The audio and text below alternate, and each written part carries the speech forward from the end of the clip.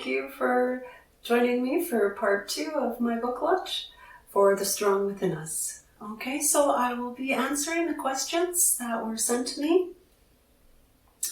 Okay, so the first question is, how do you see any of your characters in the book reflect on you personally?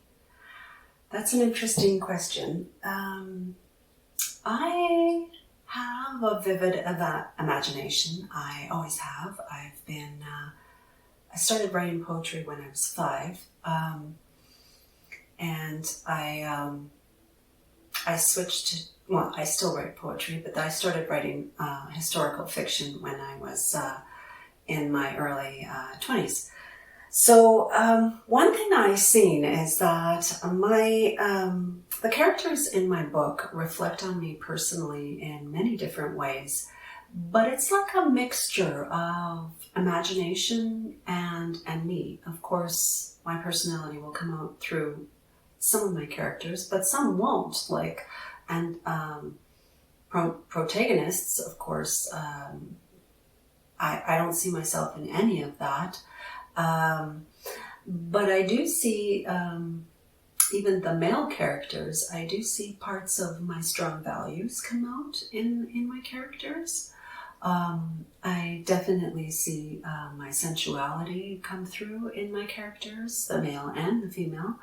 And it blends with all of my characters, I would say. There's little bits of me in everybody. So I wouldn't say that my main character is me. Well, he's a male, so Nath, I can't possibly be Nath. And I wouldn't say the female characters resonate exactly with me either. Like Annabella does have that wild spirit that I do have sometimes. And so there's little bits and pieces of me in all of my characters, I would say. And the rest is just purely imagination. So, okay. So let's see the next question.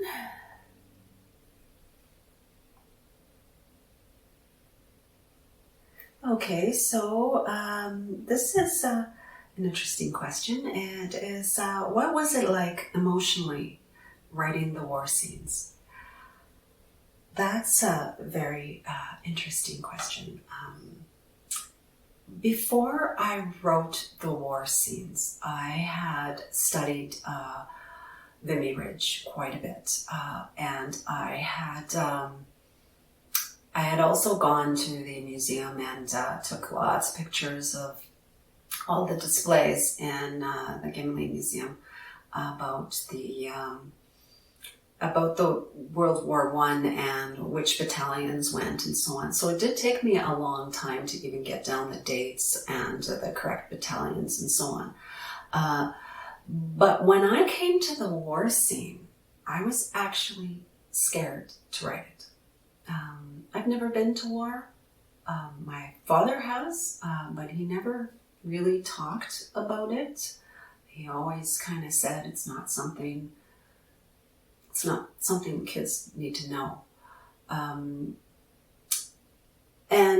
But he did watch lots of war movies, and I was always there with him, and I always kind of knew there was some really deep pain hidden in his soul from his experiences with war. So I was always connected to military personnel and their experiences emotionally somehow, but I could never really describe it. So I was scared of writing the scenes because I thought that maybe I couldn't write it because I had never experienced it.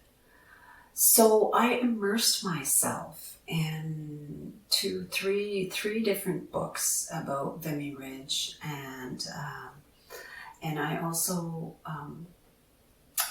talked to my veteran buddy about it as well, and he helped me with the war scenes. But when I actually started writing it, I was sucked in to a vortex of violence. I don't know how else to describe that, but it was heart pounding and it was scary. It was really scary. And even though we celebrate Remembrance Day to remember all the courageous soldiers, bravery comes at a cost. It's not like these people stand up and just say, hey, I'm going to be this superhero and I'm going to do this. Some people are forced into it. Some people are just as scared as you and me. And that's how I felt writing it. I was terrified. And after I finished writing it, I cried. I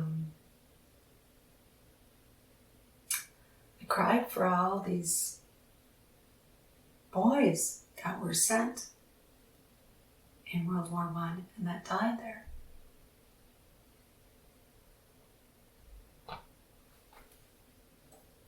So that's my answer to that question. Okay, so the next one is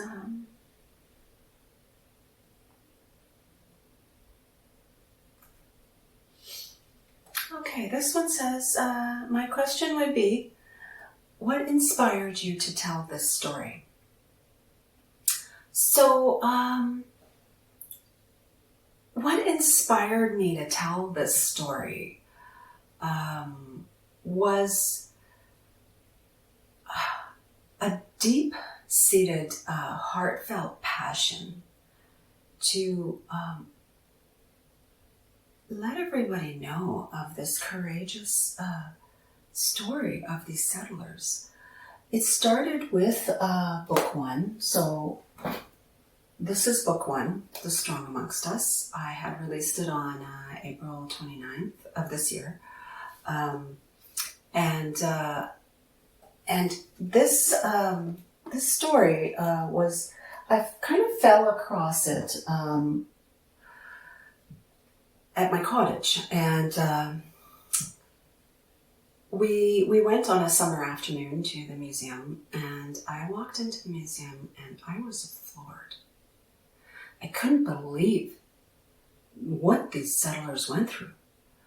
And that is book one. And then I realized in book two, it continues. So even though they went through all of this, getting on a ship and coming here, and half of them dying from smallpox, and then the next generation goes to World War I.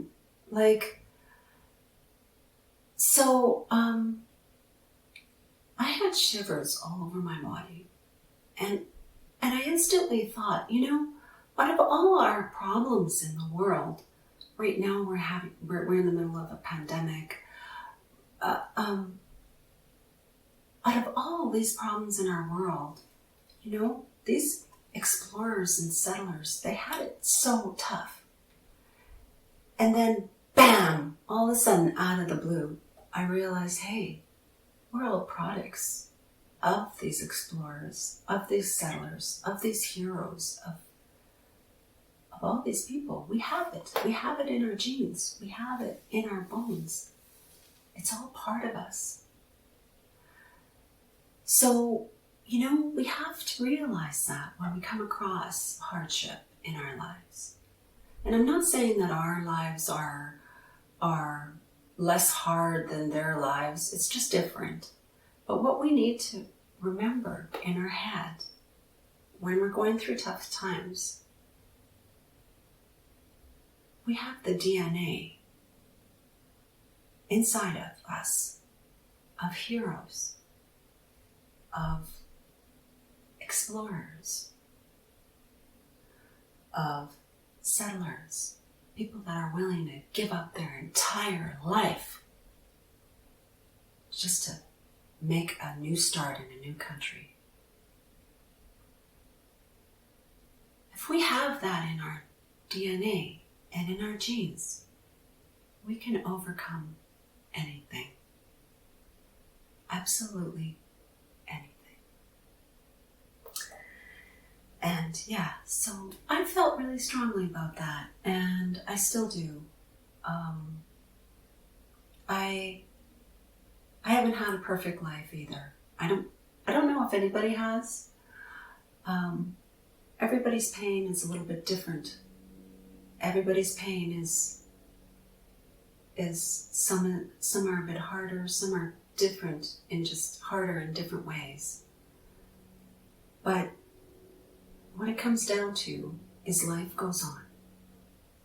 And if you can be one of the last soldiers standing, no matter whether you're in the military or whether you're just a citizen, you can be one of those last people standing and saying, hey, you know what? I got this. I can do this. So be strong. Okay, and so that wraps up my book launch. And so I'd like to thank everybody for joining me. And so my book is available today, November 11th. And you can buy it on Amazon and your bookstores and at Kobo Books. And I'd really like to say something before I leave, and that is to say a big thank you. I thank all of my readers, all of the people that have just randomly come across this video and have bought my book. I thank all of you, because without readers and people that appreciate my artistic works and the artistic works of every artist, musicians, writers, visual artists, painters, without you guys, I am nothing more than just words on a page. So I thank you from the bottom of my heart. So have a good one, and we'll see you soon. Bye.